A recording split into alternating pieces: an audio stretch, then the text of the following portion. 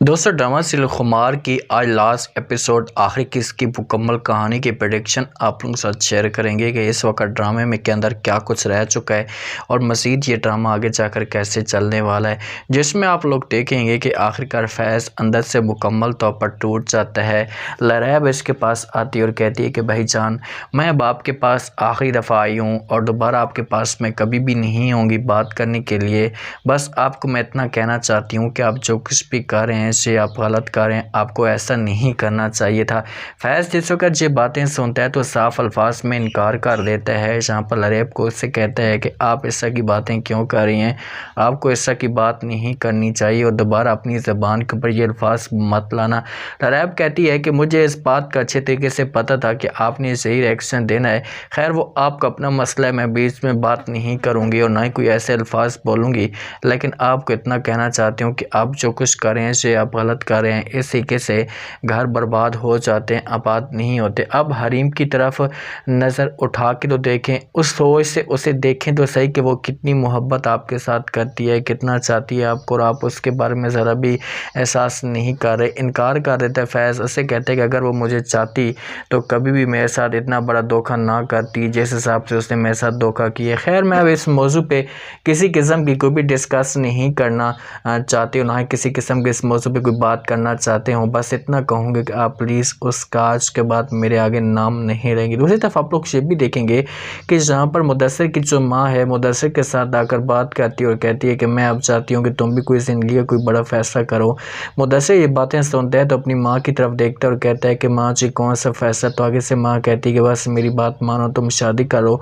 ये बातें जैसे होगा जहाँ पर मुदस्सिर सुनता है तो अपनी माँ को जवाब देता और कहता है कि माँ जी अब मुझे मिलेगी कौन, मेरे साथ शादी करेगा कौन, मुझे ये तो बताओ। तो फ़ौरन जवाब देती माँ से कहती कि देखो मैं अब चाहती हूँ कि हरीम जैसी बहू इस घर के अंदर है। हरीम आई थी, उसने ज़िंदगी में खुशियाँ बिखेर दी थी और मेरा एक सपना बन चुका था कि हरीम मेरी बहू बनती तो आज इससे दिन ना देखना पड़ता और हर घर में खुशियाँ होती, लेकिन बस मेरा ये सपना टूट चुका है।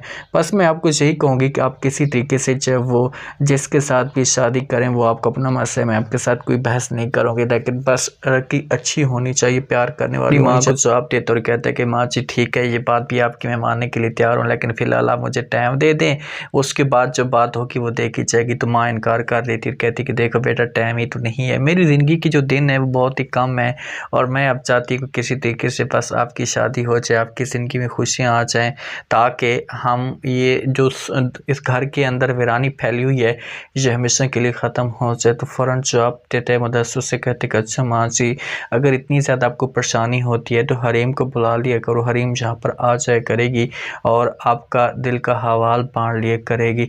आखिरकार कहकशां बेगम को भी तरस आना शुरू हो जाता है। वो फैज़ को अपने पास बुलाती और कहती कि चंद बातें मैं आपके साथ करना चाहती हूँ, बस मुझे हाँ और ना में जवाब देना। तो फ़ौरन जवाब देते फैज़ अपनी माँ को कहते कि जी बोलें। तो कहकशां बेगम कहती क्या तुम्हारे दिल में हरीम है? फैज़ कहते कि नहीं, उसने जिस हिसाब से धोखा किया है तो मैं कभी भी अब उसकी शक्ल नहीं देखना चाहता।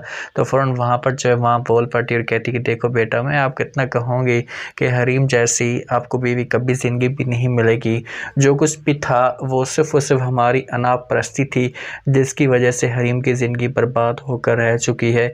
बस आप मेरे एक काम करें कि आप जाएँ और हरीम को लेकर आ जाएँ। फैज़ इनकार कर देता है अपनी माँ को और कहता है कि नहीं चाहे जो कुछ भी हो जाए मैं उससे कभी किसी भी सूरत में नहीं लेकर आऊँगा। कहकशां बेगम राज़ी करती और कहती कि सब कुछ मैंने किया है जिसकी मुझे सज़ा मिल चुकी है, हरीम का कोई भी कसूर नहीं है। लैबा हरीम को कॉल करती और कहती कि फैज़ भाई मान चुके हैं और आपको लेने के लिए आ रहे हैं।